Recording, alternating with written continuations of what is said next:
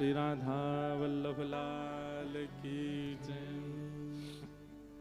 सब संतन की, सब भक्तन की, सब विप्रन की जय। 84 कोस ब्रजमंडल धाम की, गिरिराज धरण की, श्याम सुंदर श्री यमुने महारानी की, गंगा मैया की, गोदावरी मैया की, श्री दत्तात्रेय भगवान की, त्र्यंबकेश्वर महादेव की जय। अवधूत चिंतन श्री गुरुदेव दत्त। जय श्री राधे, जय जय श्री राधे, जय जय श्री राधे। द्वारिकाधीश की परम मंगल में प्रात प्रकलेश्वर, अकारण करुणा वरुणालय भक्त वांछा कल्पतरु, तड़ित विनिंदित पीतांबरधारी श्री बालकृष्ण प्रभु की महती कृपा अनुकंपा से हम आप सब लोग श्री दत्तधाम गोवर्धन क्षेत्र नासिक में पूज्य महाराज जी की परम चरण सन्निधि में गोदावरी मैया के तट पर दत्त भगवान के आश्रय में बड़े प्रेम और भाव से वृंदावन रसोत्सव श्रवण कर रहे थे। आज जिसका विश्राम दिवस है, एक बात कहें, विश्राम बहुत आवश्यक है। प्रेम में भी, भक्ति में भी, भजन में भी, ज्ञान में भी विश्राम बहुत आवश्यक। विश्राम मतलब वो नहीं जो आप सोच रहे हैं, विश्राम मतलब सब छोड़ दो कुछ दिन के लिए, वो नहीं होता है। विश्राम का मतलब है बाह्य उसका जो क्रिया है वो विश्राम, अब आंतरिक रूप से उसका मनन हो। जैसे भोजन, आपने रोटी पाई, चावल पाए, दाल पाई, सब्जी पाई, ये बाह्य क्रिया तो आप कर रहे थे, पर भोजन जब आप पूर्ण करते हैं उसके बाद विश्राम नहीं होता है, वहां बाह्य क्रिया विश्राम हो जाती। अब भीतर जाकर के समस्त आपके ऑर्गन्स जो हैं, इंद्रियां जो हैं, उसके रस तत्वों को खींचना शुरू करती हैं, उसको पचाना शुरू करती हैं, जिसमें करीब 4 से 5 घंटे का समय लगता है। यदि वो पाचन ना होगा तो बाह्य क्रिया कितनी भी अच्छे से की गई हो, कितने भी अच्छे व्यंजन पाए गए हों, भीतर की क्रिया यदि व्यवस्थित नहीं होगी तो भोजन नहीं पचेगा, अपच होगी और आप बीमार हो जाओगे। आज तक जो चल रहा था ये बाह्य क्रिया चल रही थी। अभी आप अपने घर से आ रहे हैं, बाइक से, गाड़ियों से, ऑटो से, रिक्शा से, जैसे भी आपको साधन मिले, यहाँ आकर के आप 3 बजे से बैठ रहे हैं, पूरी कथा श्रवण कर रहे हैं, उत्सव का आनंद ले रहे हैं, एक एक विषय भाव सुन रहे हैं, संतों के, रसिकों के, वैदिकों के दर्शन कर रहे हैं। ये बाह्य क्रिया अभी आपकी चल रही थी, आज उसका विश्राम। अब कल से इन सप्त दिवस में जो बाह्य क्रिया हुई उसका पाचन प्रारंभ होगा, उसका मनन प्रारंभ होगा, उसका चिंतन प्रारंभ होगा। अभी इस वक्त हमसे लेके पीछे तक यदि सबसे पूछा जाए कि इस उत्सव का विश्राम चाहते हैं तो कोई भी हाँ नहीं बोलेगा। हमें परसों से उल्लासनगर में कथा करनी है, किसी को किसी के ब्याह में जाना होगा, किसी को कहीं आगे पढ़ाई के काम से जाना होगा, किसी को कहीं जॉब के लिए जाना होगा, किसी को कहीं, सबको कुछ ना कुछ ऐसा, खाली तो कोई नहीं बैठा। लेकिन हाँ, सेकंड ऑप्शन सबने ले रखा होगा, बाय चांस अगर ये कथा बढ़ती है तो हम सब अपनी क्रियाओं को कुछ ना कुछ करके, क्योंकि बाह्य इस उत्सव में जो आनंद अनुभव किया है हमने, आनंद क्या है? इस समय जो व्यार बह रही है ना हवा की, ये भी श्री कृष्ण है। इस समय जो बूंदें गिर रही हैं वो भी श्री कृष्ण है। इस समय जो धूप का ताप पड़ रहा है वो भी श्री कृष्ण है। इस समय जो जलपान हम कर रहे हैं, रोटी पा रहे हैं, चावल पा रहे हैं, वो भी श्री कृष्ण है। सब कृष्णमय हो जाता है, तब सुख नहीं आनंद का अनुभव होता है। आनंद जब आता है तो अनिद्रा भी सुख देती है। आनंद जब आता है तो बहु परिश्रम भी सुख देता है। रोज गोदावरी जी में स्नान करते हैं, लेकिन हम लोगों के लिए नया स्थान है तो हम लोग तैर तैर के स्नान करते हैं। 2 दिन से तो गोदावरी जी का स्वरूप धीमा गया, जब तीव्र था तो खूब कहां कहां पैरों में लगी है महाराज जी। आज तो पता चला मुझे कि यहां लगी हुई है। मैं रोज राज में सोचूं कि यार ये घुटने के नीचे दर्द क्यों होता है। सो जाते हैं, इतने थक जाते हैं दिन भर कि रात में विचार नहीं करना होता कि कुछ करना है। कल रात भी महाराज जी ने कुछ सामग्री भेजी कि थकान दूर कर लेना, पर नींद आती है ऐसी, लेटते ही सो जाते हैं। सुबह उठ करके उठा नहीं जाए, कभी पाम से लंगड़ा होता है चलने में, कभी कमर ऐसी, क्योंकि भाई जल में आप इतना उछलोगे, कूदोगे, तैरोगे, भीतर जाओगे, बाहर निकलोगे। हमारी प्रकृति तो थल पर रहने की, जल में रहने की थोड़ी है। हम मछली थोड़ी हैं। अब भाई मछली जब थल पे आती है तो तड़पती है ना, उसका प्रकृति नहीं है उसकी। आप जब जल में जाते हो तो वो आपकी प्रकृति नहीं है। वहां जब आप बहुत परिश्रम करते हो तो वो थल में किए गए परिश्रम 20 गुना ज्यादा हो जाता है जल में, तो थकान तो लगती है। लेकिन फिर भी इतना आनंद है। अगर यही स्थिति शरीर की यहां से अलावा कहीं और होती तो महाराज जी कथा के अलावा कुछ और करता नहीं। मैं बस कथा के लिए 3 घंटा के लिए बाहर निकल के आता और फिर चला जाता। लेकिन यहां इतना आनंद मिल रहा है। आज एकांत में मैं यहां पीछे भ्रमण कर रहा था, थोड़ा वन में विचार कर रहा था, ये आनंद मिल क्यों रहा है, ऐसा कुछ विशेष क्या है जिसके कारण इतना यहां आकर्षण, इतना यहां ठहराव, इतना यहां। सत्य बताएं तो घर से और संसार के व्यवहारों के फोन भी आते हैं, उठाने का मन भी नहीं होता। करनी पड़ेगी बात, बताना पड़ेगा कुछ। जबरदस्ती बता देता हूं कि मेरे कमरे में नेटवर्क की नहीं है, बात ही नहीं कर सकता। मैंने कहा महाराज जी का दत्त धाम ऐसी जगह, भैया यहाँ नेटवर्क नहीं आते। कोई ना कोई बहाना। तो ये संसार से जहां आप कभी बचना नहीं चाहते, वहां सहज ही आपका स्वभाव बन रहा है कि आप संसार के व्यवहार से बच रहे हो। ये कैसे संभव हो सकता है? निश्चित ही या तो हरि या हरिजन जिस भूमि पर विचरण करते हैं या बैठ करके साधन करते हैं और अपनी संपूर्ण साधना का फल उस क्षेत्र को प्रदान कर देते हैं, तभी ऐसा अनुभव होता है।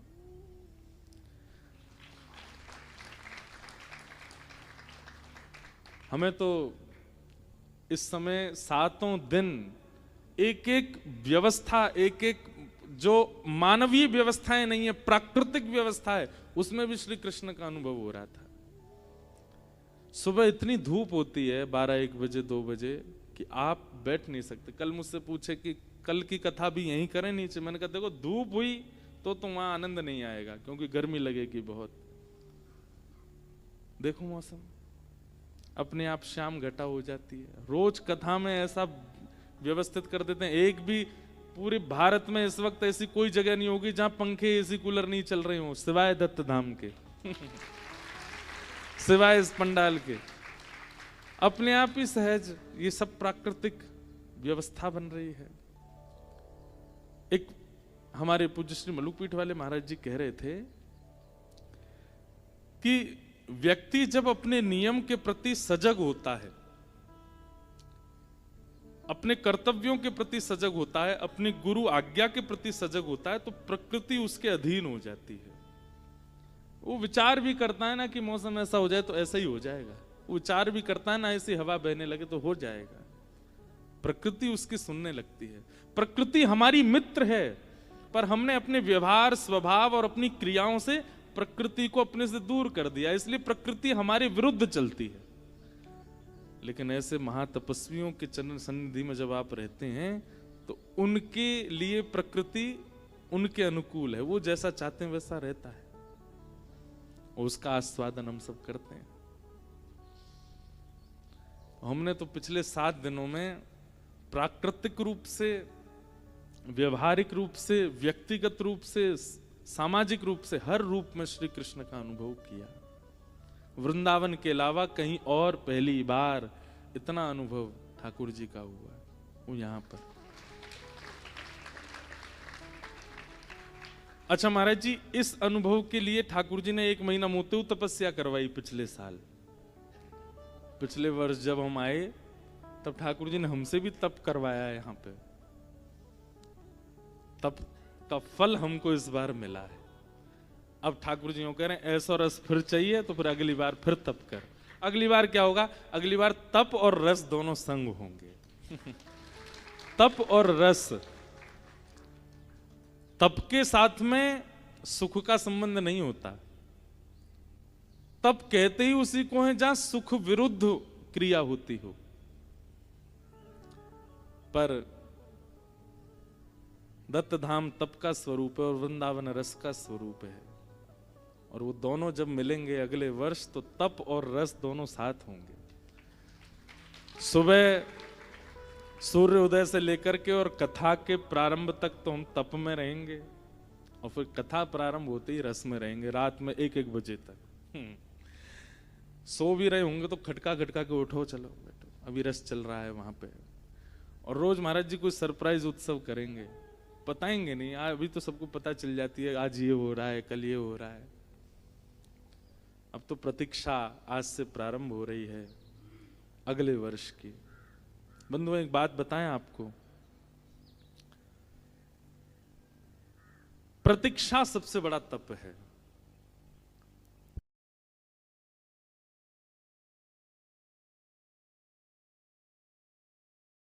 होगी और अगले वर्ष 14 अप्रैल से 14 मई तक खूब आनंद होगा, खूब सुख होगा। देखते हैं क्या क्या ठाकुर जी लीला कराएंगे, सब ठाकुर जी पर अर्पित है। आज कथा का विश्राम दिवस है और बहुत ऐसा भाव था कि लीलाएं श्रवण की श्री ठाकुर जी की, किशोरी जी की पिछले 7 दिनों में। आज वृंदावन की चर्चा करें थोड़ी। और वृंदावन रस चर्चा करते हुए वृंदावन के सप्त निधियों के भाव, वैसे तो हम यथा योग्य कथाओं में सुनाते रहते हैं कैसे कैसे ठाकुर हमारे वृंदावन के प्रकट हुए, पर फिर भी पुनः आज एक और आवृत्ति कर देते हैं कि हमारे वृंदावन के कैसे सप्तनिधि हैं और उन सप्तनिधियों के आचार्य कौन हैं और उन आचार्यों ने ऐसा क्या किया कि उनको ठाकुर जी प्राप्त हो गए।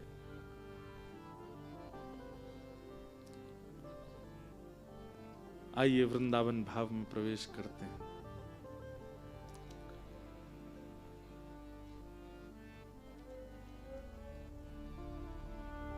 सप्तनिधि हैं हमारे वृंदावन में। श्री गोविंद देव, गोपीनाथ, मदन मोहन, राधा रमण, राधा वल्लभ, जुगल किशोर और बांके बिहारी, ये सप्तनिधि हैं। और इन सप्तनिधियों को प्राकट्य करते आचार्य रूप गोस्वामी, सनातन गोस्वामी, मधु पंडित, श्री गोपाल भट्ट गोस्वामी, हितरवंश महाप्रभु, हरिराम व्यास और स्वामी श्री हरदास। ऐसा क्या है इन 7 आचार्यों की भक्ति में कि इनको ठाकुर जी प्राप्त हो गए। हम भी जाते हैं वृंदावन, आज भी कितने लोग वृंदावन विचरण करते हैं, क्यों प्राप्त नहीं होते ठाकुर जी? ऐसा क्या है इनके भाव में, विचार में, वो सुनिए और उसको जीवन में लाने का प्रयास कीजिए। सबसे पहला चरित्र है श्री रूप गोस्वामी। देखो वृहद स्वरूप है, वृहद चरित्र है, पर हम सूक्ष्म सूक्ष्म मुख्य बातों पर थोड़ा ध्यान देंगे कि ऐसा क्या है उनके व्यवहार, विचार और भजन में कि उनको ठाकुर जी प्राप्त हो गए। और उनको प्राप्त हुए ठाकुर जी आज पूरे विश्व को वृंदावन का आस्वादन करा रहे हैं। सबसे पहले रूप गोस्वामी।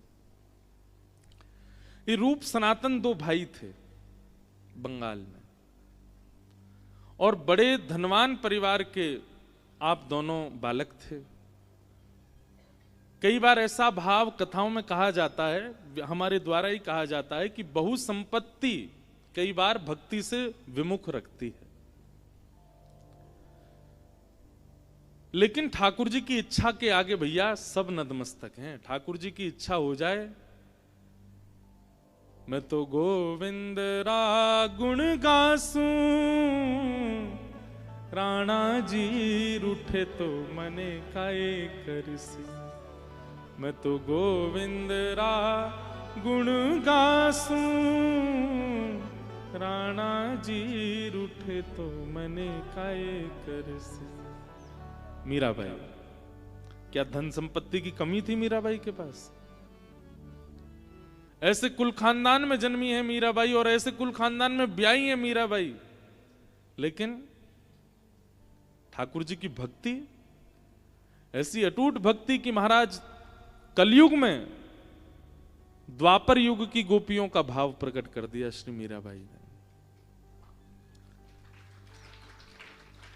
तो एक बात हमारी बहुत ध्यान से सुनिए, विपरीत परिस्थिति के कारण अगर आप भक्ति मार्ग पर जुड़े हो तो ये आपने प्रयास किया है, लेकिन सब अनुकूल है और फिर भी आप भक्ति मार्ग में आ गए हो, ये ठाकुर जी की कृपा है।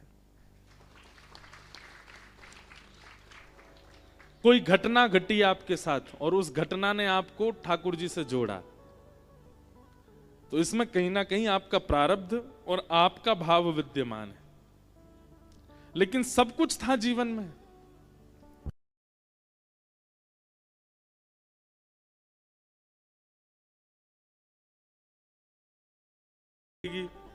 रात हो जाएगी तो ठाकुर जी दिखेंगे नहीं, रात हो जाएगी तो ठाकुर जी दिखेंगे नहीं, फिर रंग कैसे लगेगा? इसलिए गोपियां कह रही हैं जल्दी जल्दी कर। सब देखो, ये सब हमको संकेत हो जाते हैं, ये आपको भी होने लगेंगे। बस विचार में, व्यवहार में, बुद्धि में भक्ति को विराजमान कर लो, हर एक परिस्थिति में ठाकुर जी का अनुभव होने लगता है।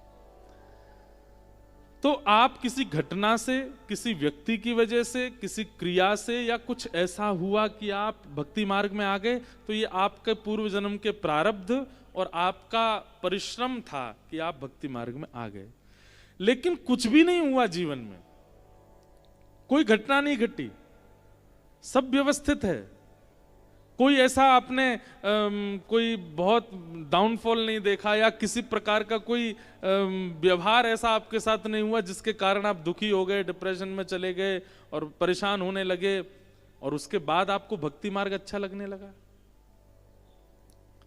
कुछ नहीं हुआ, सहजता थी सब। लेकिन अचानक ही किसी महापुरुष की वाणी सुन ली, अचानक ही किसी वैष्णव का दर्शन कर लिया, अचानक ही श्री वृंदावन की महिमा कहीं सुन ली थी, और बस वो सुनकर के चित्त में प्रेम प्रवाह होने लगा, इच्छा होने लगी ठाकुर सेवा की, इच्छा होने लगी हरि सेवा की, इच्छा होने लगी कथा सेवा की। इसके लिए कुछ हुआ नहीं है आपके जीवन में, बस एक बार एक जैसे कहते हैं ना, धार बहती हुई जा रही थी और आप तो उसमें बस कूद गए, अपने आप वो धार आपको गंतव्य की ओर ले गई, ऐसा हुआ। उसके लिए कुछ आपने जीवन में देखा नहीं, तो समझो ये हरि कृपा है, ये भगवत कृपा है। और आज हमें बड़ी प्रसन्नता है, जो सोशल मीडिया सबसे ज्यादा बिगाड़ने का काम कर रहा है, आज कथाओं में सबसे ज्यादा युवाओं को लाने का काम भी वही कर रहा है। महाराज जी, पिछले वर्ष का भाव आपको पता है, स्वरूप आपको पता है, इस वर्ष का आप स्वरूप देखें, कितने युवा आते हैं, जबकि यहां आने का मार्ग भी थोड़ा दुर्गम है, यहां थोड़े शहर से दूरी भी है, और यहां नहीं, हम कहीं भी कथा होती है, इतने युवा आते हैं ना, तो इतना मन प्रसन्न होता है। बस मन में एक इच्छा जरूर रहती है कि ये किसी कारण से ना आया हो, ये अकारण आ गया हो क्योंकि कारण से आया होगा तो फिर वो भी भक्ति का स्वरूप अच्छा है। तो आप लोग बुरा नहीं मानना कि आप कोई कारण से आए हो तो यूं को, अरे यार हमारी तो कोई इज्जत ही नहीं है, हम कारण से आए हैं, हमको एक ठोकर लगी इसलिए हम आए, हमारे जीवन में ऐसा हुआ इसलिए हम आए। महाराज जी, हमको तो कुछ समझ ही नहीं रहे, कारण से आए हो अच्छी बात है, पर कई बालक ऐसे मिलते हैं ना, कुछ नहीं महाराज जी, एक दिन ऐसे रील देखी, इतना अच्छा लगा, फिर हमने सर्च किया, कथा सुनी, भजन सुने, और फिर तो अब खूब सुनते हैं, सेवा करते हैं, ऐसा अच्छा लगता है। आप अकारण ही किसी भगवत वाणी से इतने आकृष्ट हो गए कि अब कथा प्रिय लगती है, अब सत्संग प्रिय लगता है, अब यहां नृत्य करना अच्छा लगता है, वैरागण भेष धारण करना अच्छा लगता है, भगवत सन्निधि में रहना अच्छा लगता है, प्रसाद पाना अच्छा लगता है, नीचे जमीन पर बैठना, दंडवत प्रणाम करना अच्छा लगता है। भगवत कृपा है। तो सब कुछ अनुकूल है, और उस अनुकूलता में किसी महापुरुष की वाणी आप सुन लेते हैं, किसी वैष्णव की वाणी आप सुन लेते हैं, और आपके चित्त में अपने आप ही प्रेम प्रवाह होने लग जाता है, तो इसमें बहुत बड़ा योगदान यही मानिए ठाकुर जी चाहते हैं, इसीलिए आप भक्ति मार्ग में आ रहे हो। और वही हुआ रूप सनातन गोस्वामी के साथ। ऐसे परिवार के आप दोनों बालक थे। उस जमाने में हजार वर्ष के आसपास के अंतराल के अंदर किसी भी प्रकार की विपरीत अवस्था आप दोनों ने नहीं देखी थी।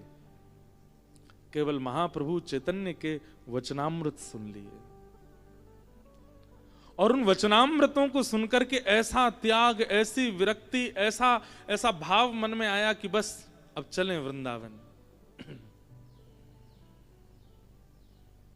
बन के जोगन डोलत ब्रज में, पीवत यमुना जल को, मेरो मन वृंदावन में अटको, मेरो मन हरि चरणन में अटको, मेरो मन वृंदावन में।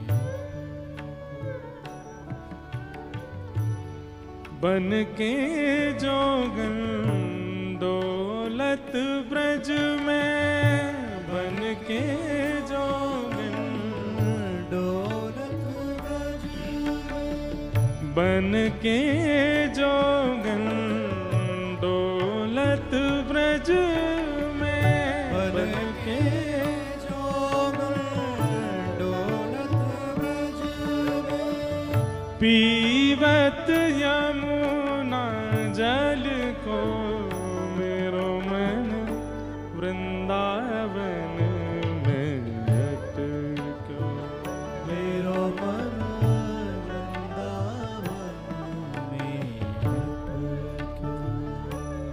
ओ मेरो मुझ में कुछ ना मोहन, मेरो मुझ में कुछ ना मोहन, तेरी मेटी तेरो कण कण, तेरी मेटी तेरो कण कण, वृंदावन की कुंज गलिन में, वृंदावन की कुंज गलिन में, वृंदावन की कुंज गलिन में, वृंदावन की कुंज गलिन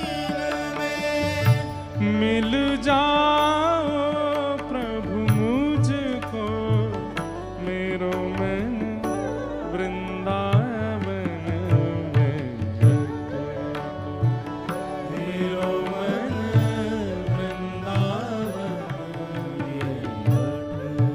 मेरो मन हरि चरणन में अटको, मेरो मन हरि चरणन में। रूप सनातन गोस्वामी महाप्रभु चैतन्य की वाणी सुनकर के ऐसे प्रेम विह्वल हो गए, निकल पड़े वृंदावन। महाप्रभु चैतन्य ने उनको पत्र में लिख करके कहा था कि वृंदावन जाओ तो अपने सुख का विचार करने के लिए मत जाना, वृंदावन जाओ तो भजन के भाव से ठाकुर जी मिल जाएं, ऐसा ठाकुर जी को श्रम देने के लिए भी मत जाना। वृंदावन जा रहे हो तो वृंदावन में ठाकुर जी विराजमान हैं, वृंदावन की भूमि में ठाकुर जी का स्वरूप विद्यमान है, अपने भजन भाव से ठाकुर जी को प्रकट करो, पुनः वृंदावन उत्थापित हो, इस भावना से जाना। आ गए रूप सनातन गोस्वामी वृंदावन। सनातन गोस्वामी तो मथुरा में रहने लगे, रूप गोस्वामी वृंदावन में दूर दूर क्यों रहने लगे? क्योंकि भैया भजन में एकांत ही चाहिए। दो भी होंगे तो बातें करोगे। देखो एक बात हमारी याद रखिएगा, सफर में हमेशा 4 लोग साथ जाओ तो मन लगा रहेगा। लंबा सफर है तो 4 लोग जाओ। भोजन में 3 लोग बैठो साथ में तो अच्छा। कई बार आपने सब्जी ली, सामने वाले ने दूसरी सब्जी ली, तो पाते पाते वो कहेगा ये वाली अच्छी है, ये तुम भी ले लो। 3 लोग रहोगे, अच्छा है। अध्ययन में 2 लोग होने चाहिए। अध्ययन समय पर 2 लोग होंगे तो मनोविचार आदान प्रदान करेंगे विद्यार्थी आपस में, उससे अध्ययन में मन लगेगा। और भजन में एकांत, अकेले। इसलिए रूप सनातन गोस्वामी है तो भाई, लेकिन दोनों विलग हो गए। उन्होंने वृंदावन चुना, उन्होंने मथुरा चुना, और दोनों यमुना तट पर बैठ गए। रोज भजन करते हैं, रोज नियम का पालन करते हैं, भिक्षा याटन करके अपनी कुटिया बना करके रहते हैं। जो धन वैभव में अपना शरीर बनाया था उसको शुष्क कर लिया, पतले दुबले हो गए दोनों भाई ठाकुर जी की याद में। याद में तोरी भई बाब सुध लो मोरी कुंज बिहारी। याद में तोरी भई बाबरी सुध लो कुंज बिहारी। गाइए। याद में तोरी भई बाबरी सुध लो मोरी कुंज बिहारी। याद में तोरी भई बाबरी सुध लो मोरी कुंज बिहारी। अब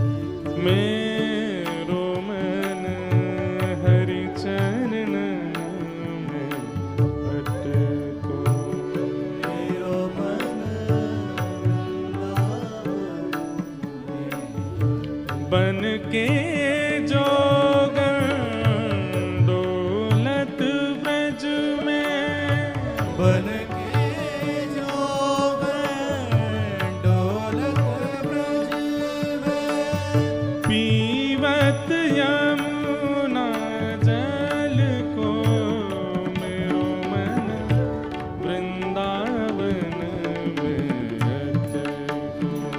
मेरो मन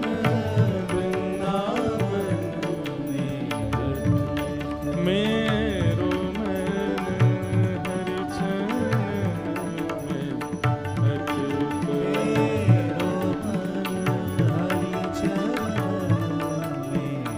हरि चरण में हरि चरण हरि चरण में हरि चरण में अटक्यो। रूप सनातन गोस्वामी। अच्छा, इस भजन को आप सब गाते हैं, पर इसका जो भाव है वो जब तक वृंदावन जाने पर प्रकट नहीं होगा ना। जो पंक्ति में इसमें भाव कहे गए, वृंदावन रहवे वारे सबरे आचार्य ने इस भाव का पालन किया। जोगन का मतलब क्या होता है? जोगन का मतलब हम एक प्रकार से जैसे पुरुषों को विरक्त रूप में देखते हैं, ऐसे ही माताओं को विरक्त भाव में देखते हैं, तो उनको हम जोगन बोल देते हैं। लेकिन एक प्रकार से शरीर विरक्त हो वो जोगन नहीं है, इंद्रियां विरक्त हो। जो इंद्रिय इच्छाएं होती है ना, नेत्रों की इच्छा, जीव की इच्छा, कानों की इच्छा, हाथ की इच्छा, त्वचा की इच्छा, ये सारी इच्छाएं जब आप इनसे विहीन होते हो तब आप जोगन रूप में हो। और पता नहीं हमारे ठाकुर जी बड़े उद्यमी हैं, ये खुद तो सब रस चाहते हैं पर इनको भजे वारो सब रसन को त्याग दे तभी मिलते हैं उसको। इसके पीछे महाराज जी हमारे मन में एक भाव आता है कि अगर कोई बहुत चटोरा है उसको ठाकुर जी नहीं मिलेंगे। क्यों? ठाकुर जी कहेंगे ये मोते पहले खुद चाख ले गो, या क्यों मिलूं मैं? पता चली कि दत्त धाम में बहुत जोर की कोई रबड़ी बनी, चटोरो भक्त है तो पहले या कोई मना जाएगा, ये यूं ही सोचता रहेगो जल्दी ते तुलसी पतरा के भोग लगाओ फिर हमें दो पावे मुंह पानी आ रहा है। ठाकुर जी बोले भैया जब तक तू अपनी इंद्रियन पर वश नहीं करेगो मैं लीला कैसे करूंगा तेरे संग? क्यों? तेरी इंद्रियन पर तेरो वश नहीं है और मेरे संग मैं तो पूरी लीलान में सड रस प्रकट करूंगा, और वो सड रस मैं और प्रिया जी तो आस्वादन वागो करेंगे नहीं, वहां से पहले तेरो मन वहां पे आ जाएगा, और तेरो मन यदि वहां पे आ गयो तो अमनिया वस्तु लेते हैं ठाकुर जी। मन कोई को आ जाए तो फिर वो भोग के लायक नहीं रहती। इसलिए इंद्रिय एकाग्र होना बहुत आवश्यक है भजन मार्ग में, भक्ति मार्ग में। और नहीं है रही होना इंद्रिय एकाग्र तो एक पुरुषण करके देख लो दत्त धाम में, एक पुरुषण में आपकी इंद्रियां बिल्कुल नहीं तो स्थिर हो जाएंगी। हम तो पुरुषण तो किया नहीं, 1 महीना में हमारी इंद्रियां सबरी स्थिर हो गई।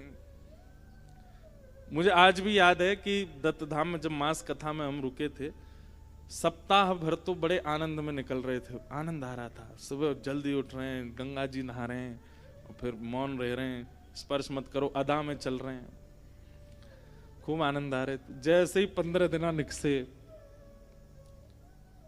सुबह उठाने जब आते 4 बजे कक्ष में, तो जो उठाने आता पता चली वही सो गए मेरे पास ही आके महाराज जी चलो, मैंने कहा चल रहे यार। अच्छा हमारा एक नियम और था कि आज भी है कि गंगा जी में उठते ही सीधे नहाते, पहले कक्ष में नहा के आते थे, वहां बढ़िया स्वरूप आदि सब करके तब गंगा जी, जैसे मंदिर जाते हैं वैसे ही गंगा जी में स्नान करने आते सुबह। तो संग वाले कहते महाराज जी क्यों इतनी जबरदस्ती करते हो आप, एक वहीं पे नहा लो, ये कमरा में नहा के क्यों चलते हो? मैंने कहा अब यार 15 दिन कर लिया तो और कर लो 15 दिन। तो फिर बीच के जो 5 दिन थे वो इतने खतरनाक थे कि ये लगे अब कैसे हो। लेकिन वो 5 दिन वो मैंने उनको नाम दिया पंचाग्नि ताप लो तो तुम्हारा तप पूर्ण हो जाता है। तो 15 दिन तो बहुत आना, फिर उसके बाद 5 दिन जो है वो अग्नि के समान है, उनको अगर आपने सह लिया और फिर विश्राम के जो 7 दिन बचे थे उसमें तो ऐसा होने लगा कि अब तो मैं आदी हो गया इस नियम के, अब मैं बाहर कैसे रहूंगा। इंद्रियां सब एकाग्र हो गई, निद्रा सीमित हो गई, 3 से 3.5-4 घंटे में पूरी होने लगी। गुरुजी सब अपने मंदार जी, विकास गुरुजी सब लोग वहां, अमित गुरुजी सब रहते, सब गुरुजनों के संग प्रसाद, आधी रोटी पाता था मैं, आधी रोटी और इतने चावल, इसमें तो पूरी पूर्ति हो जाती थी ऊर्जा की। सब इतना सीमित हो गया था। वास्तव में व्रज ठाकुर जी को प्राप्त करने के लिए जैसी व्यवस्था अवस्था चाहिए ना, वो वैसी बन गई थी। और फिर दोबारा गए संसार में, कथाओं वथाओं में लगे रहे, तो कम से कम मन बुद्धि से तो अभी भी व्यवस्थित हैं। पर हाँ ये है कि दोबारा उसको लाने में चातुर्मास कथा करनी पड़ेगी यहाँ पे 4 महीना। और ये वचन महाराज जी को दे दिया पहले ही, वो होगा।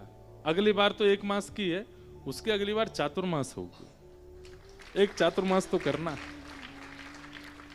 और फिर उन 4 महीना में क्या होगा।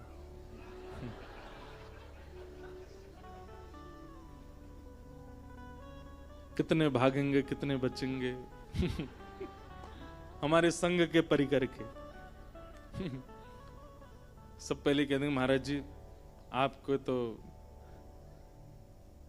आप तो अकेले हो, पर भाई चातुर्मास तक तो हम भी दुकेले होते हो ही जाएंगे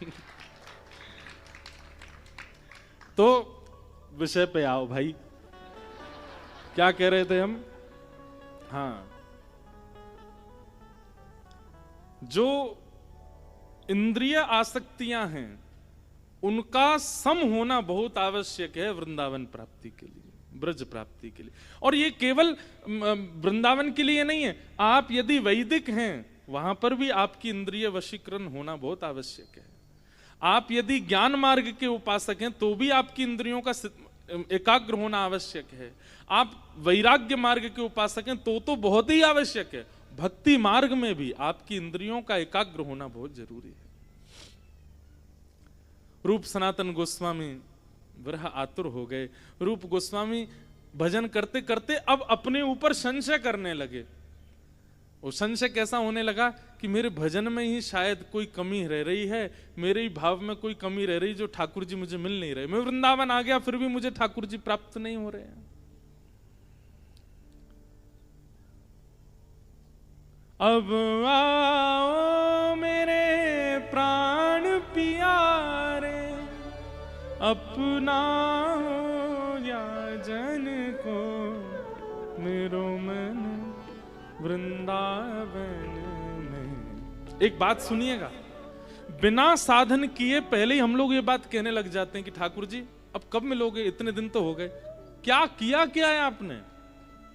मीराबाई ने पूरा जीवन व्यतीत किया और अपने अंतिम पद में जब मीराबाई द्वारिकाधीश के सामने खड़ी होती हैं, वो विषय इतना मुझे कभी कभी इतना स्पर्श कर जाता है मीराबाई का।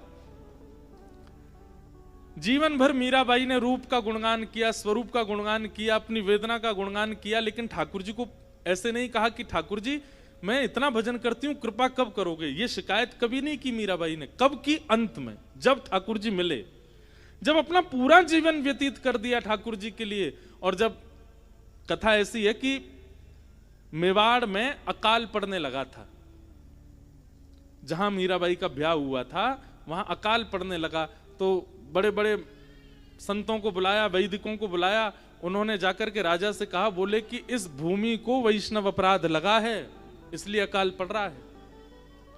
परम वैष्णवा मीराबाई का यहां अपमान हुआ है, इसलिए इस भूमि ने अपने समस्त उपजाऊ तत्वों को नष्ट कर दिया है। जब तक मीराबाई यहां नहीं आएंगी तब तक ये भूमि कोई भी सामग्री प्रकट नहीं करेगी।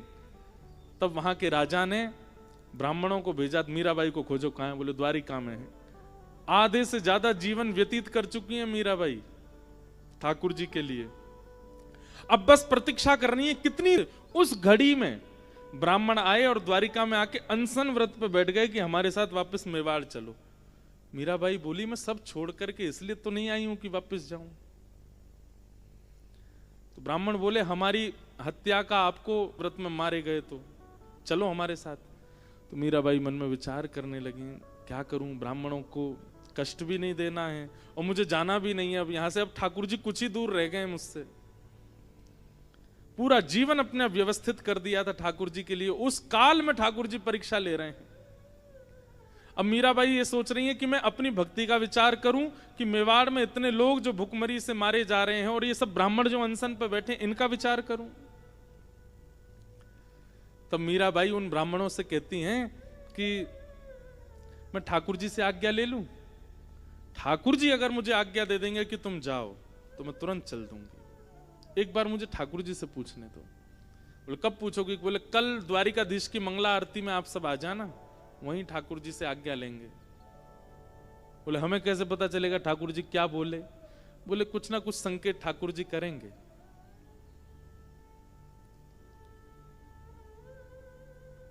रात भर मीराबाई सोई नहीं और सुबह पहुंच गई। अपने पूरे जीवन का स्मरण करती हैं। 5 वर्ष की आयु से आज मीराबाई एक अवस्था में पहुंच गई हैं।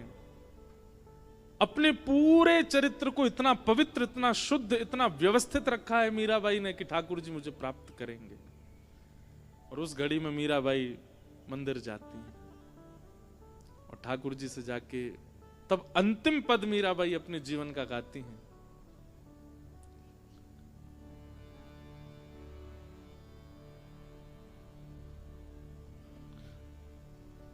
हरि जी सुध ज्यों जानो सूली जो, हरि जी सुध जो जानो सो, हरि जी सुध जो जानो सो लीजो, हरि जी सुध जो जानो तो लीजो। हे हरि, मैं तो अपना पूरा जीवन आपको प्रदान कर चुकी हूं, अब आपके चरण में खड़ी हूं, अब आपके ऊपर है, आप जैसे चाहो वैसे मेरी सुध लो। मुझे बताइए कि अब मैं क्या करूं, मुझे वापस जाना चाहिए कि नहीं, रुक जाना चाहिए, क्या करूं मुझे बताइए। और तब मीराबाई अपने पद की अंतिम पंक्ति में गाती हैं, हरि जी मिल बिछुड़न मत दीजिए। अब मैं बहुत समीप आ चुकी हूं आपके, अब मेरे जीवन का ये अंतिम समय चल रहा है, मैं इतना सब कुछ त्याग करके आपके पास आ चुकी हूं, अब मुझे वापस जाने के लिए ये सब ये आप नाटक मत करवाइए कि मेवाड़ में वहां पर आपने भुखमरी कर दी, ब्राह्मणों को अनशन पर, ऐसा मत कीजिए नाथ। मिल बिछुड़न मत दीजिए। जैसे ही मीराबाई ने अपने पद में कहा मिल बिछुड़न मत दीजिए, अब मिलने की बारी, अब बिछुड़ने मत दीजिए, अब वापस मुझे वहीं मेवाड़ मेड़ता आदि सब संसार में मत भेजिए नाथ। उसी समय एक दिव्य तेज प्रकट हुआ, श्री द्वारिकाधीश सचल प्रकट हो गए। और सचल कैसे प्रकट हुए? द्वारिकाधीश दुल्हा बन करके आए, जबकि मंगला में ठाकुर जी की पोशाक बहुत हल्की होती है, लेकिन तुरंत ठाकुर जी सेहरा पहन करके, बढ़िया सुंदर अचकन धारण करके, गले में सुंदर मालाएं पहन करके, क्योंकि मीराबाई ठाकुर जी को दुल्हा रूप में ही देखती थी। और एक दिव्य तेज प्रकट हुआ और श्री मीराबाई द्वारिकाधीश में विलीन हो गए। ये बात हमने पूरी क्यों सुनाई? इतना इन्वेस्टमेंट किया था भक्ति में, तब जाकर के अंत में मीराबाई ने शिकायत की कि इतना मैंने किया, अब क्यों मुझे आप अपने से दूर कर रहे हो। हम लोग 6 महीना की भक्ति में ठाकुर जी को टोकने लग जाते हैं, ठाकुर जी इतना सब नियम करते हैं, सुबह जल्दी उठ जाते हैं, कथाएं सुनते हैं, इतना भजन करते हैं, 2-2 लाख नाम जप करते हैं महीना भर के, आप फिर भी कृपा नहीं कर रहे हो। आपको अधिकार दिया किसने इतनी शिकायतें करने का? क्या आपने इतना दिया है ठाकुर जी को? रूप गोस्वामी ने अपना पूरा जीवन व्यवस्थित कर दिया वृंदावन में। अपने धन धान्य से जो शरीर बना था, जो वैभव प्राप्त, सब कुछ बिल्कुल शुष्क हो गया था शरीर। रुदन करने लगे और मन में विचार करने लगे कि मेरे भजन में ही कोई कमी होगी जो ठाकुर जी मुझे नहीं मिल रहे हैं। ठाकुर जी आप हो तो इसी वृंदावन में, लेकिन मेरे भजन साधन में कोई कमी है जो आप मुझे नहीं मिल रहे। यही सोच सोच के अपना भजन बढ़ाने लगे, अपनी व्याकुलता तीव्र करने लगे। 24 घंटे में 20 घंटा कम से कम ठाकुर जी का स्मरण प्रारंभ कर दिया। बाकी के बचे 4 घंटों में अपना व्यवहार, निद्रा, स्नान और ये सब 4 घंटे में ही कर लेते थे। ऐसा व्यवस्थित होकर के एक दिन भाव विह्वल होकर के, व्याकुल होकर के श्री रूप गोस्वामी रुदन करने लगे, ठाकुर जी मुझे कब मिलोगे आप? और तभी रूप गोस्वामी देखते हैं एक नन्हा सा बालक दिखाई दे रहा है। बालक तो बहुत देखे, लेकिन इस बालक के प्रति एक विशेष प्रकार का आकर्षण हो रहा है। रूप गोस्वामी समझ गए। बंधुओं देखो, कथा, भक्ति, भजन केवल आपको मानव अच्छा नहीं बनाता है। कल को अगर ठाकुर जी रूप बदल के आपके सामने आके, पहचानोगे कैसे? ये बुद्धि भी कथा प्रदान करेगी आपको, ये बुद्धि भी सत्संग प्रदान करेगा। कल को अगर ठाकुर जी आपके सामने आ गए, आप कैसे पहचानोगे? ये जागृत व्यवस्था बुद्धि की, नेत्रों की, ये भी सत्संग प्रदान करता है। उस बालक के प्रति विशिष्ट आकर्षण देख करके रूप गोस्वामी समझ गए कि ये बालक सामान्य नहीं है। उसके पीछे दौड़ने लगे। तभी वो बालक एक गौ के पास गया और वहां अदृश्य हो गया। और तभी उन्होंने उस गाय को गौर से देखा तो उसके चारों थनों से बिना किसी कारण के सहज ही दूध प्रवाह हो रहा था। एक स्थान पर, एक टीले पर, उसको गोमा टीला कहते हैं। जैसे ही दूध प्रवाह होता हुआ देखा, पास जाकर के देखा, बोले दूध कहां जा रहा है सारा? तो एक गड्ढे में जा रहा था। भीतर से जब उस गड्ढे को खोल करके देखा तो हमारे वृंदावन के प्रथम निधि श्री गोविंद देव जी वहीं से प्राप्त हुए। बोलो राधा गोविंद देव प्रभु की। रूप गोस्वामी ने जैसे ही ठाकुर जी को देखा, आहा क्या मधुर झांकी ठाकुर जी की। आज भी जयपुर में विराजते हैं ठाकुर जी। बड़ी अद्भुत कथाएं हैं और मैं पूरी कथा गोविंद देव जी पे ही सुना दूंगा आज की। जयपुर कैसे गए, वहां जाके फिर किशोरी जी कहां से आई, वहां के राजा ने कैसे कैसे सेवा की, सब बहुत अद्भुत है। पर रूप गोस्वामी को जो गोविंद देव जी प्राप्त हुए, इनके विषय में एक बात कही जाती है। श्री कृष्ण के मुखमंडल की जो आकृति है, जो शेप है, हर व्यक्ति के मुख का एक शेप होता है ना। जो चित्रकारी बनाते हैं वो पहले सर्कल बनाते हैं और सर्कल पर ही फिर काम करते हैं उसका रूप बनाने का। इसकी आंखें यहाँ आएंगी, नाक इधर आएगी, होठ इधर आएंगे। तो ठाकुर जी के मुख का जो शेप है वो बिल्कुल राधा गोविंद देव प्रभु जैसा है। जयपुर के गोविंद देव जी के मुखमंडल को अगर आपने देख लिया तो आप ये सोच लीजिए साक्षात श्री कृष्ण का मुख देख लिया आपने। रूप गोस्वामी तो हृदय से लगा करके आनंदित हो गए, रोते रहे। आकर के यमुना जी के जल से सुंदर अभिषेक किया। पूरे ब्रजमंडल में हवा की तरह बात फैल गई। कुछ संत इकट्ठे हो गए, दूध लेकर के आए, दही लेकर के आए, पंचामृत से अभिषेक किया। और यही खबर पहुंच गई मथुरा में सनातन गोस्वामी के पास, क्या कि तुम्हारे बड़े भैया रूप गोस्वामी को ठाकुर जी मिल गए। सनातन गोस्वामी दर्शन करने के लिए आए।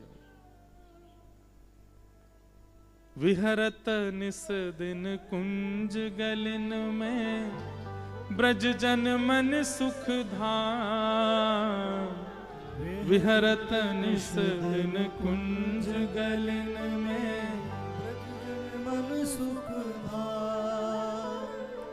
रूप गोस्वामी प्रगट कियो जहां, रूप गोस्वामी प्रगट कियो जहां। रूप गोस्वामी प्रगट कियो जहां, रूप गोस्वामी प्रगट कियो जहां। राधा गोविंद रूप निधान, वृंदावन प्यारो वृंदावन। श्री वृंदावन प्यारो वृंदावन, हे श्री वृंदावन प्यारो वृंदावन। श्री वृंदावन प्यारो वृंदावन। यही खबर पहुंच गई कहां? सनातन गोस्वामी के पास कि भैया तुम्हारे भैया को तो ठाकुर जी मिल गए। दर्शन करने के लिए आए। गोविंद देव जी की रूप छटा देख करके सनातन गोस्वामी के चित्त में आने लगा, भगवान भैया को मिल गए, हमें कब मिलोगे आप?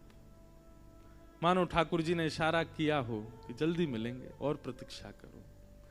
सनातन गोस्वामी आकर के अपना भजन भाव बढ़ाने लगे। इन्होंने भी रूप गोस्वामी की तरह 24 घंटे में 20 घंटा भजन प्रारंभ कर दिया, 4 घंटे में सारा व्यवहार। अब देखिए, संसारी व्यक्ति 4 घंटे में सारा व्यवहार करेगा ना तो उसका शरीर अस्वस्थ हो जाएगा, उसका शरीर बीमार हो जाएगा और बहुत सी चीजें उसकी बिगड़ जाएंगी। क्यों? क्योंकि संसार उसके चित्त में है। अगर संसार के प्रतिकूल वो अपना नियम करेगा तो उसको बीमारी का सामना करना पड़ेगा। लेकिन चित्त में चाह केवल भगवत प्राप्ति की है तो आप संसार के विपरीत व्यवहार करोगे तो आपको कुछ नहीं होगा। हमने अनुभव किया है ये। हमारे ब्रज के ऐसे ऐसे महापुरुष, अस्वस्थ अवस्था ऐसी है उनकी कि अगर वो अस्वस्थता हमारे जीवन में आ जाए तो हम तो सहन ही नहीं कर पाएंगे, लेकिन वो फिर भी इतने आनंद में है। क्यों? क्योंकि उनका उद्देश्य भोग भोगना नहीं है, भगवत प्राप्ति है। इसलिए शरीर की अव्यवस्था उनको विचलित नहीं करती। पढ़ने वाला बालक होता है ना, उसको कैसा भी कमरा मिल जाए, कैसा भी बिस्तर मिल जाए, कैसा भी आसन मिल जाए, कैसी भी व्यवस्था मिल जाए, उसका उद्देश्य पढ़ना है, इसलिए वो हर स्थिति में पढ़ लेता है। और जिन बालकों का उद्देश्य पढ़ना नहीं होता वो बड़े बड़े शहरों में चले जाते हैं, माता पिता के पैसे खर्च करा करके भी बिगड़ ही जाते हैं, फिर भी कुछ नहीं बन पाते। ऐसे ही उद्देश्य यदि भगवत प्राप्ति होता है ना, अरे सुनो, अब तुम पढ़ाई वाली बात पे तो इतनी तुम्हारी रुचि बनी नहीं। और दूसरी बात बताऊं, जब एक को किसी से प्रेम हो जाता है ना, वो फिर धूप का भी विचार नहीं करता, ताप का भी विचार नहीं करता, वर्षा का भी विचार नहीं करता। उसकी होने वाली पत्नी, होने वाली विवाह से पहले खीर बनावे और चीनी डालनी भूल जाए, वो कैसी बनी है, क्या क्या कितना अच्छा बना है। अच्छा, ये केवल वो बोल नहीं रहा है, वास्तव में उसकी जिह्वा में इतना रस प्रकट हो जाता है कि मेरी प्रियसी ने बनाया है, इसलिए उसको इतना स्वाद आता है उसमें, वो उसको चखने में उसको फिर वो आनंदी। वो बात अलग है कि 4 साल बाद ब्याह के वो बनाए खीर, क्या बनाया इसमें तुमने, क्या डाल दिया, ये तुम्हें कुछ आता नहीं है यार, तुम क्यों बनाती हो, वो फिर बात, ये तो होता ही है, क्योंकि अति सामीप्य में प्रेम घटता है। ये तो शास्त्रीय नियम है, अति दूरात अति सामीप्य, इन दो स्थिति में प्रेम घटता है। क्योंकि प्रियसी को प्राप्त करना है, इसके उसके द्वारा व्यवस्थित की गई सामग्री वो चाहे जैसी बनी हो आपको स्वादिष्ट ही लगती है, आपकी जीव को उसमें रस ही लगता है, क्योंकि आप उसको प्राप्त करना चाहते हो। ठीक वैसे ही भगवत प्राप्ति की भावना आती है ना, तो फिर संसार की विपरीतता, शरीर की अस्वस्थता, रस में कुछ अपरस होना, इन सब में आप विचलित नहीं होते, क्योंकि आपका उद्देश्य वो है ही नहीं है रोटी अच्छी बने, दाल अच्छी बने, भोजन अच्छा बने, कपड़े अच्छे हो, निद्रा अच्छी हो, रूम अच्छा हो, गद्दा अच्छा हो, तकिया अच्छी हो, एसी बढ़िया हो, ये सारी आपकी इच्छा ही नहीं है। आपका उद्देश्य तो भगवत प्राप्ति है, तो फिर आप इन सब व्यवस्थाओं में विचलित नहीं होते। संतों को देख के जो आपके चित्त में आश्चर्य प्रकट होता है ना, ये ऐसे कैसे रह लेते हैं। हमारे महाराज जी कितने वर्षों से मौन है,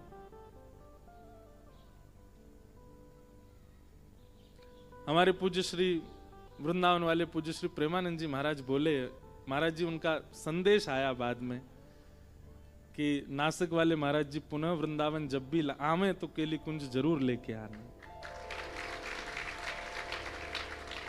महाराज जी मिलने के लिए गए, हमारे केली कुंज वाले महाराज जी अस्वस्थ तो रहते हैं, इतने बड़े बड़े महापुरुष वहां जाते हैं, सबके लिए वो खड़े होते हैं, उठते हैं, पर अपनी कुंज से बाहर निकल के महाराज जी के दर्शन करने आए, और वो उस मिलन का सौभाग्य मुझे प्राप्त हुआ और इतना आनंद आया। फिर वहां गए, रात्रि में बरसाना गए, हमारे विनोद बाबा के पास वहां दर्शन करने गए। विनोद बाबा भी इतने आनंदित हो गए, इतने सुख में आ गए। तो कई बार महापुरुषों की जीवनचर्या देख के हमको आश्चर्य होता है, ये कैसे रह लेते हैं, ये ऐसा कैसे व्यवस्थित कर सकते हैं, ये ऐसे कैसे बैठ सकते हैं, ये ऐसे कैसे रह सकते हैं। अब महाराज जी प्रसाद नहीं पाते, नारियल पानी पीते हैं, बस हम रह के दिखा दें। अच्छा चलो एक टास्क है, अगर वास्तव में भगवत प्राप्ति का उद्देश्य चित्त में होगा तो आपको कुछ नहीं होगा। रहने दो, नहीं बोल रहे हम, लेकिन कुछ कुछ अपनी तरीके से करके देखो। जो जिस वस्तु के बिना आप रह ही नहीं पाते हो, उसके विपरीत रहने का प्रारंभ करो कल से, उसके बिना रहने का अपना जीवन प्रारंभ करो। उसमें माताओं के बच्चे नहीं होने चाहिए, पति की पत्नी नहीं होनी चाहिए, पत्नी की पति नहीं होने चाहिए। महाराज जी कह रहे तुम्हारे बिना रहना है भाई, ऐसा नहीं। ये कुछ अपने इतनी बड़ी चीज मत त्यागो, कुछ व्यवहारिक जो आपकी वस्तुएं हैं उनका थोड़ा त्याग करके देखो एक बार, और कुछ दिन तक देखो। अगर आप विचलित हो रहे हो तो इसका मतलब आप खुद ही अपना पैरामीटर नाप रहे हो कि भाई अभी भी संसार के भोग की व्यवस्था मेरे चित्त में है, अभी ठाकुर जी दूर हैं। जिस दिन लंबा समय निकल जाए और उस वस्तु के बिना आप व्यवस्थित होने लग जाओ, बस समझ जाना अब ठाकुर जी की दोहरी पे हो, कभी भी द्वार खुल सकता है और वो मिल सकते हैं। अब आप व्यवस्थित हो,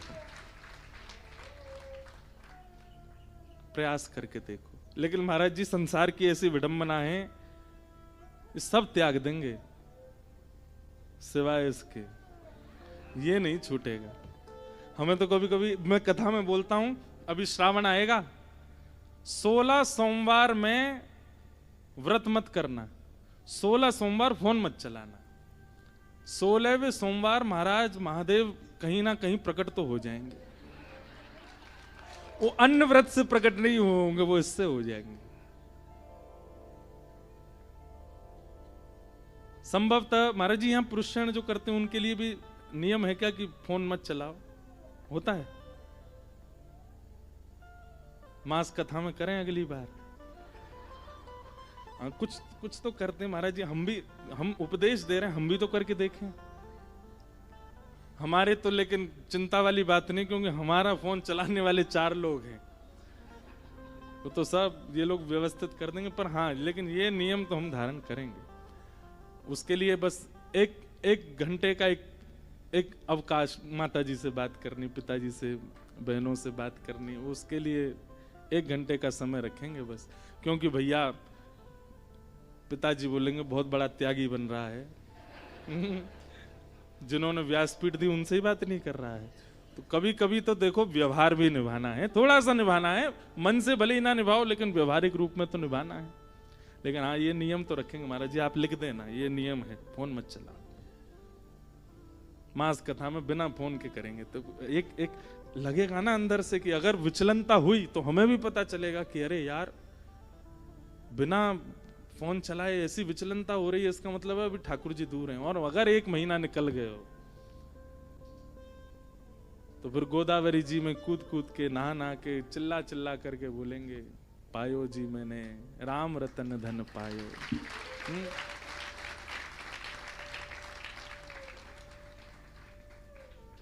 क्यों? कि उस व्यवस्था के बिना हम रह लिए, जिस व्यवस्था के बिना एक क्षण रहना भी मुश्किल होता था। ये पैरामीटर है इस बात का कि ठाकुर जी से मिलन के लिए अभी आप परिपक्व हुए कि नहीं।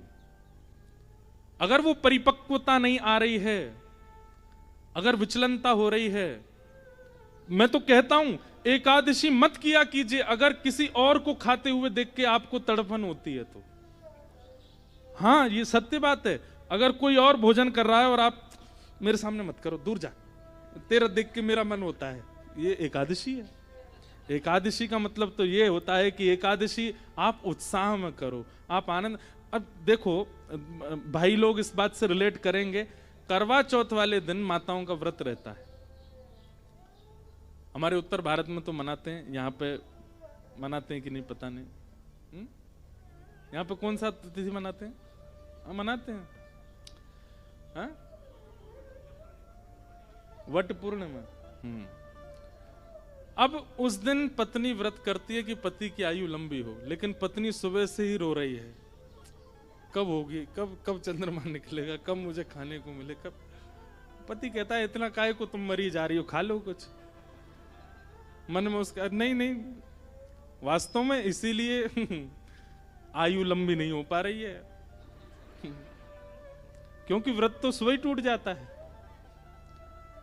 देखिए, सेवा में, कथा में, व्रत में अगर उत्साह नहीं है तो वो व्यर्थ है। आप कथा केवल इसलिए सुनते हैं 4 घंटा निकालने हमको, तो व्यर्थ है आपका बैठना। आप व्रत इसलिए करते हैं कि कब द्वादशी लगे, कब हम पावे। कई लोगों को एकादशी की प्रारंभ तिथि से इतना मतलब नहीं होता, द्वादशी कितने बजे लग रही है, पारना कितने बजे करना है, महाराज जी ये बता दो, क्यों खाना है कुछ नहीं। उत्साह तो सांसारिक व्यवहार से विपरीत यदि आपका शरीर निर्वहन कर पा रहा है तो इसका मतलब है आप भगवत मिलन के समीप हो। और वहां यदि संभव नहीं हो पाता है आपसे तो फिर और प्रयास करो, और नाम जप करो, और कथा सुनो। तो सनातन गोस्वामी को प्राप्त हुए, रूप गोस्वामी को प्राप्त हुए। सनातन गोस्वामी ने भी नियम बना लिया, वे भी 24 घंटे में से 20 घंटा भजन करने लगे, और 4 घंटे में सारा व्यवहार, सोना, उठना, स्नान करना, प्रसाद पाना, 4 घंटे में। और उसमें कभी कभी अगर देरी हो जाती थी तो कभी भोजन छूट जाता था, कभी निद्रा छूट जाती थी, स्नान भरी हो पाता था, लेकिन 20 घंटा नियमित रूप से भजन करते थे। और भजन भी केवल माला पूरी करने के भाव से नहीं, भजन भी इस भाव से कि मुझे कब मिलेंगे, मुझे कब प्राप्त होंगे, इसी से प्राप्त होंगे। लगन के साथ, उत्सुकता के साथ, एक उत्कंठा के साथ भजन करते थे। और बस एक दिन सनातन गोस्वामी की ये भावना भा गई। किनको? मदन मोहन जी को। ये मदन मोहन जी महाराज जी, गोविंद देव जी, मदन मोहन जी और गोपीनाथ जी, ये तीन स्वरूप ठाकुर जी के ही वंशज वज्रनाभ ने बनवाए थे। जब भगवान लीला पूरी करके चले गए थे, उसके बाद कलयुग के बिल्कुल प्रारंभिक समय में इन तीनों स्वरूपों का निर्माण, और इन स्वरूपों का निर्माण उसी शिला से हुआ जिस शिला पर देवकी मैया ने ठाकुर जी को जन्म दिया था।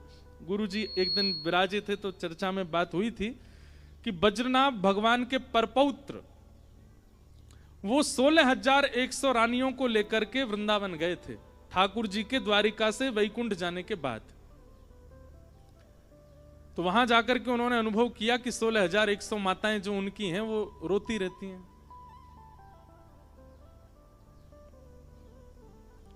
तब उन्होंने सांडिल्य मुनि को बुलाया, भगवान के कुल पुरोहित, और उनसे कहा कि मैं कैसे करूं, माताओं का विरह कैसे दूर हो। तब उन्होंने कहा कि देखो, कंस का जो किला है ना, उसमें वही कारागृह है जहां ठाकुर जी प्रकट हुए थे, चलो वहां चलते हैं। और वज्रनाभ के साथ जब वहां गए तो वहां जाकर के देखा कि कंस का पूरा जो उसका जो किला था वो तो जर्जर हो गया था, लेकिन जिस कारागृह में भगवान ने जन्म लिया, उस कारागृह में अभी भी चंदन की सुगंधी आ रही थी, एक अद्भुत प्रकाश जैसा लग रहा था। भीतर प्रवेश करके देखा तो सब जगह काई जैसी लगी है, पेड़ पौधे प्रकट हो, पर उस शिला पर अभी भी कुछ नहीं था, मानो जैसे अभी कोई इत्र की मालिश करके गया हो, ऐसी वो शिला। सांडिल्य मुनि बोले प्रणाम करो, इसी शिला पर ही ठाकुर जी जन्मे थे, और कहे कि अब ये शिला व्यर्थ नहीं जानी चाहिए, इसी पर ठाकुर जी प्रकट हुए, इस शिला से ठाकुर जी का रूप तैयार करो। तब 3 रूपों का निर्माण किया, गोपीनाथ, गोविंद देव और मदन मोहन। माताएं इनकी सेवा करती थीं और इसी से उनका विरह शांत होता था। जब कलयुग धीरे धीरे बढ़ने लगा तो ये तीनों स्वरूप वृंदावन में भूमिगत हो गए, भीतर विराजमान हो गए अपने आप। फिर रूप गोस्वामी ने भजन करते करते गोविंद देव जी को प्रकट किया, और अब सनातन गोस्वामी को जो मदन मोहन जी प्राप्त हुए, ये पहले ही एक ब्रजवासी को प्राप्त हो गए थे, उसके घर में सेवा पा रहे थे प्रेम से। तो सनातन गोस्वामी का नियम था, वे रोज भिक्षा लेने के लिए जाते थे घर घर। एक घर ब्रजवासी का था, उसके यहां भिक्षा लेने जाते, वहीं मदन मोहन जी विराजे थे। तो किवाड़ खुलती थी,